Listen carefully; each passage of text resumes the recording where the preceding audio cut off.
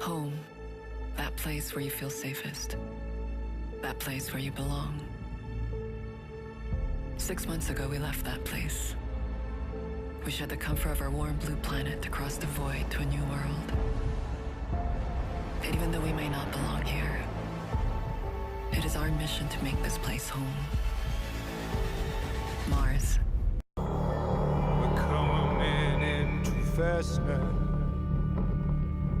Everyone is burning bright.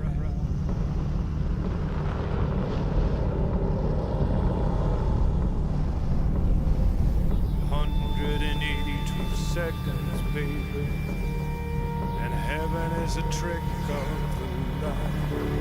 Calm down, my love.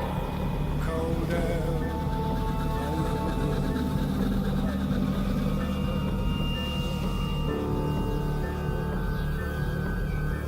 We're coming in too fast now.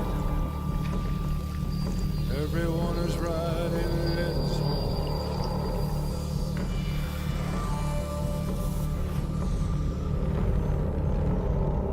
182 seconds, baby, and heaven is a dress unknown. Calm down, my love.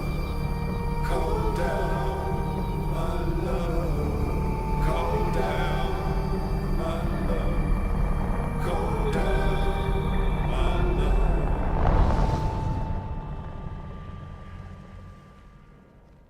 Hello, I'm the Doctor, not Doctor Who, just the Doctor. The definite article of it. Many of you may know me from the forums, the KSP forums, and this is my KSP MARS series. The focus will be colonizing the red planet and exploring the solar system. I will likely colonize other worlds, but Mars is the main target. I am proud to finally getting around to making this series. I have long wanted to do KSP series since 0.23.5, which is the greatest KSP version ever, due to Scott Manley's Interstellar Quest. It's where I first got into KSP. I think I first saw it earlier, probably around 0.18 or something, but I never clicked it due to, well, I wasn't that interested in it. It didn't look very appealing. But Interstellar Quest looked very appealing when I saw it. This series of mine is inspired by National Geographic's Mars series. I am only recording my voice in post-production due to being a very busy bee and living in a very noisy area. Also, National Geographic's Mars series thankfully has a season 2. It's going to have a season 2.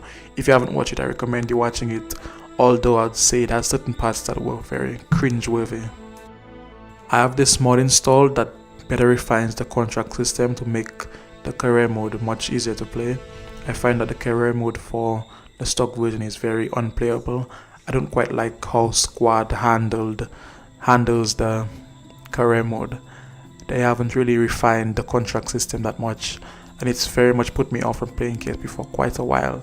Basically, the whole path testing and how funds becomes a major problem, and then it can become very frustrating with failures and science. Alright, straight to building, where it's building a very small, very easy craft to use, and we'll go for launch. So first we're going to collect some science, collect some data. Although due to Kerbalism, the data isn't going to transfer immediately, so we're just going to be able to recollect some of this, and then likely we'll be able to transfer it after a while. Although due to this launch, I lose a lot of data, a lot of science points. I only get a very small amount, so that's why in future launches I'm able to recover more and more science. Due to Kerbalism's feature called data, in which when you record science samples and you send them back, it takes quite a while before they're received. You can also use the data in science labs. Kerbalism is a really lovely mod. It's one of the mods that I refuse to not play with. It has basically all the things I've always wanted in KSP since 0.23.5, the whole solar storms and stuff like that, radiation, being able to kill you. It's a good life support mod, rather simplified. It has everything TAC life support has, plus more. It is just the best mod, and shout out to Shotgun Ninja for making a great mod. At one point I wanted to do a series based on Galileo's conquest, but Scott Manley had already taken it up, and I wanted to do RSS, but RSS is a very difficult mistress, and it also doesn't look as amazing as stock size solar system, which was created by forum user Galileo. He's an amazing modder, and I thank him for this. And I also have some of the flags from Galileo's conquest in this series.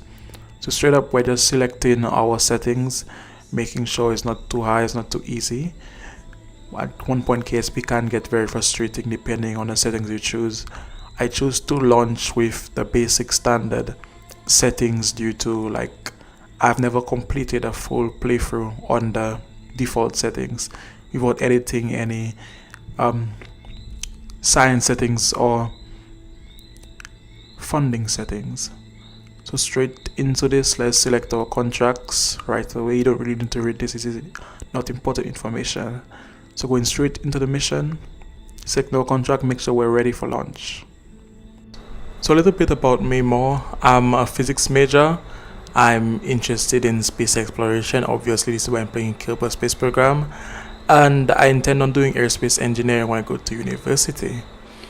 Now, part of the reason I want to do aerospace engineering, and I'm not too sure if I'll continue with physics in university, is that, space. But now let's talk about physics, right? So I'm really interested in physics, and I'm not too sure if I'll double major in aerospace engineering and physics, and maybe do a minor in geology. I haven't decided that yet. I might likely do one or the other. But yeah, aerospace engineering is very interesting, and physics is very interesting. And the main thing I'm interested in physics is a warp drive. I'm interested in creating a warp drive one day. And the reason I'm super interested in it is this YouTube channel called Cool Worlds. They do a lot of great stuff. They were part of the team that discovered whether Proxima B was tidally locked. So these guys are extremely intelligent. They're theoretical physicists, and I watched one of the videos they did on traversable wormholes. And basically in the video they discussed how traversable wormholes can be formed, in which basically you take two black holes and you quantum entangle them, and then you do a bunch of other stuff which I can't quite recall right now, but I'll leave a link to the video in the description. And basically that leads to the creation of a wormhole, but it's not traversable. So that's when they said that something else you have to do to the two black holes, and then you'd have a traversable wormhole, because it would create negative energy inside the event horizon of it, the tunnel. Let's just call it the tunnel. Inside the tunnel, it would create negative energy, which we use to line the tunnel and make it traversable, make it stabilized. And they said, well, this is very difficult to do because you'd have to find two quantumly entangled black holes in the universe. And then it got me thinking, like, we could create that. Like, we can't create gigantic black holes, but like we could create microscopic black holes. And it also got me thinking that, well, negative energy is what's needed for a warp drive. So why why go through the hassle of creating a wormhole when the next thing they said was that the wormhole, you'd have to take one black hole and put it in another spot, another black hole in another spot to can have it pass. We'd have to literally set it up like a train system. So it got me thinking, why not use that to create a warp drive instead? Why not create two microscopic black holes, quantum entangle them, go through the entire process the guys discussed, and use the negative energy created in them to power a warp drive. And negative energy is what a warp drive needs. And if we do that, then we'd have a warp drive, and then we'd be able to travel the stars. And then the only difference is that warp drive would be more dangerous, although it would require a lot less negative energy than a wormhole. But it would be less safe. It would be faster, but it would be less. Well, it wouldn't be faster when it's set up, when a warp drive wormhole set up. But it would be less safe for sure, and it would be more dangerous. Basically, less safe. Same thing. But yeah, it would be easier to create. It would be a lot easier to create. And as this rocket is falling down, we're seeing the reality bomb affecting Kerbal space program. Yeah, that's a bug from Scatterer, since Scatterer isn't updated for 1.3 yet.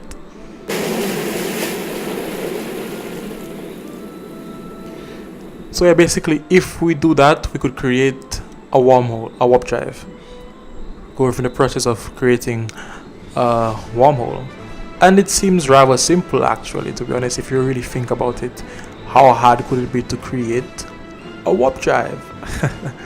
All you have to do is find a large energy source, antimatter, or invent nuclear fusion, or collect antimatter on Jupiter, and then use that to power a powerful hadron collider, and use that to create two microscopic black holes, then quantum entangle them, and then go through the process that the guy said, which I can't quite remember, but it's in the video. I'll link the video in the description.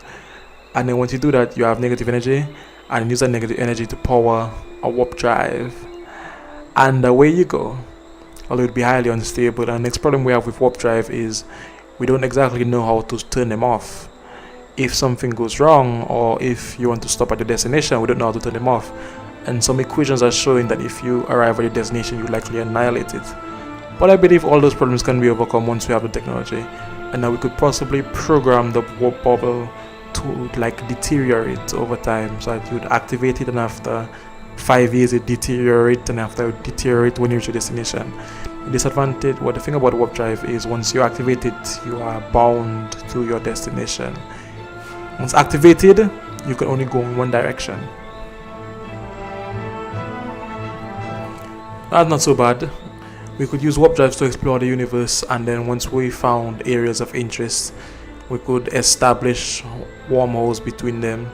And I could imagine a wormhole system around the edge, around maybe Jupiter or Saturn, in which we have multiple wormholes, multiple gates, stargates, leading to different solar systems of interest. It'd be pretty amazing.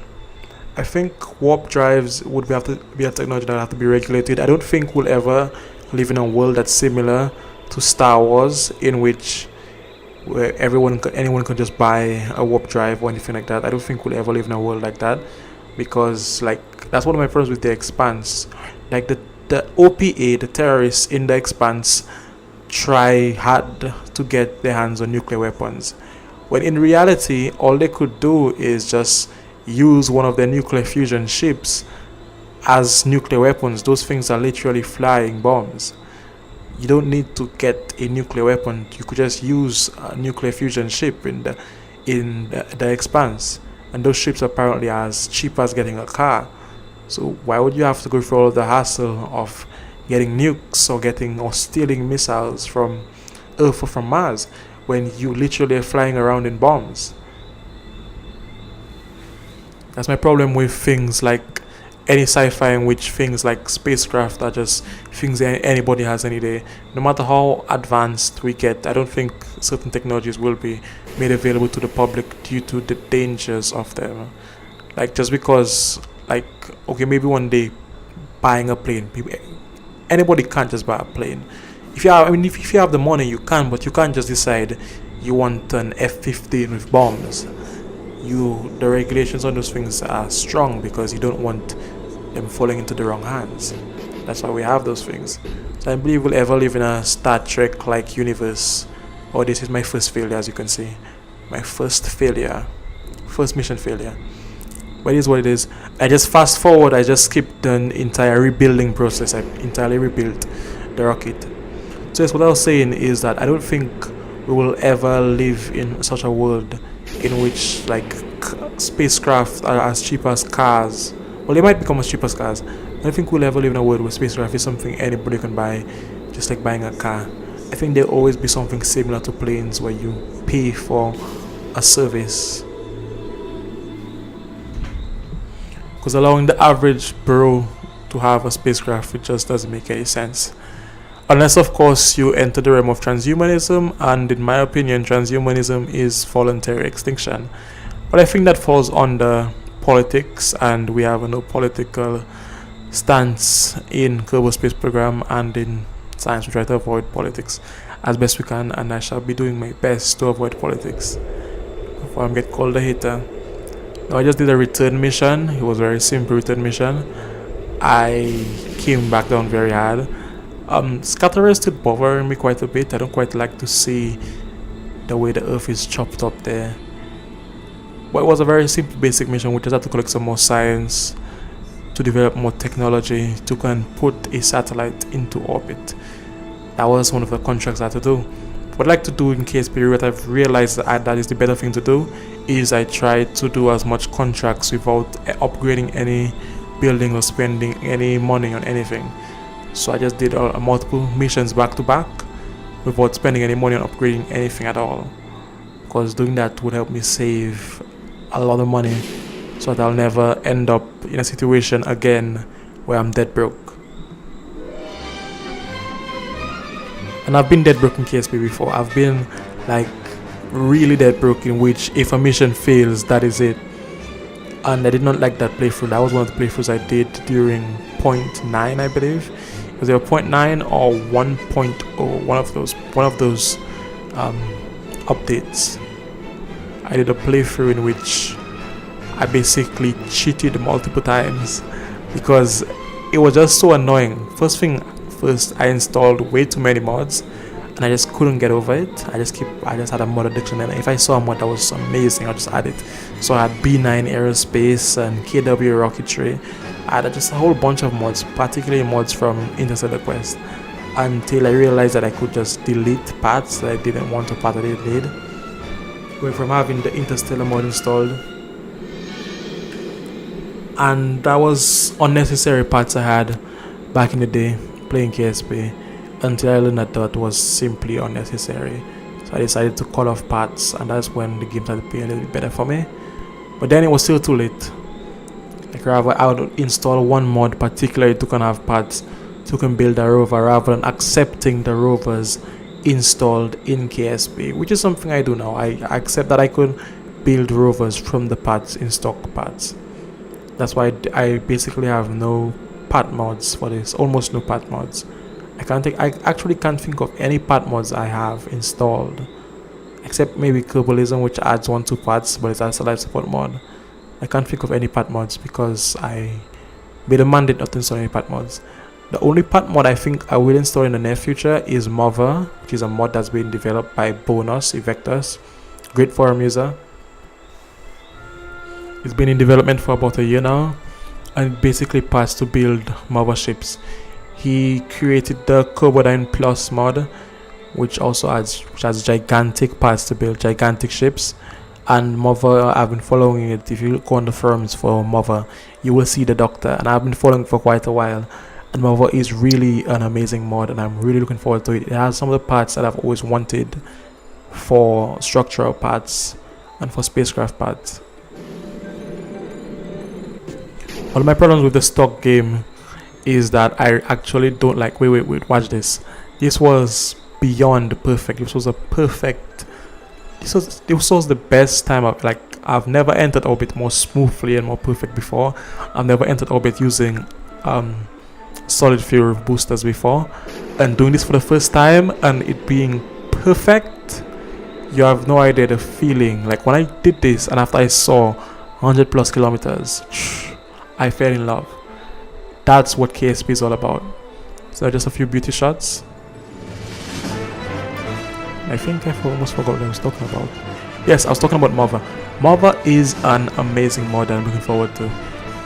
It has capsules that are basically, that's one of the problems I have with stock KSP. Stock KSP doesn't exactly have parts for habitats. It doesn't have good habitats. Mother has great habitats. He has a lovely habitat design that looks similar to the habitat in Mars Direct. And I'm not too much of a fan of Mars Direct, but his habitat looks amazing. It also has parts that look like components from CX Aerospace, another lovely mod I used to have installed, but I decided not to have it in this playthrough. Less mods, the better. That was the idea. Right now I have 29 mods, and I don't want to go above it, because if I have 30, I don't like the number 30, so I'll go to 40, and I'm like, I don't really like the number 40 that much, so I'll go to 50, and then I'll try to stop, and after I'll decide, well, what the hell, it's 50, let me install more mods. Yeah, I have a mod addiction, so my mandate is to stay below 30 mods.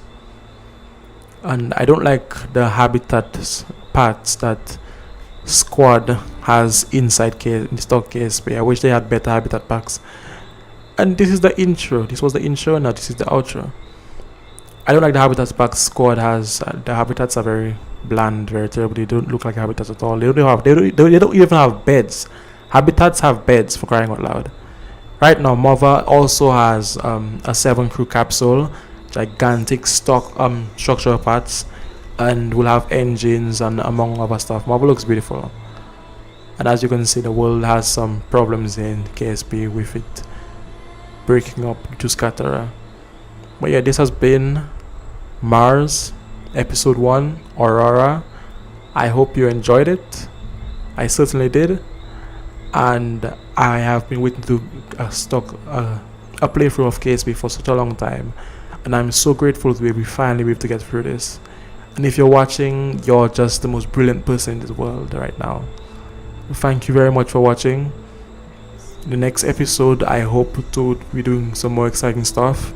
I'll likely try to do a couple of contracts before I do any crewed missions, and then I'll do a few crew missions to train the crew before I launch them into space. And then after that, I'll most likely do a moon mission. Hopefully I'll be advanced enough by then. It's a rather large way to go in the tech tree. So thank you for watching and have a blessed day.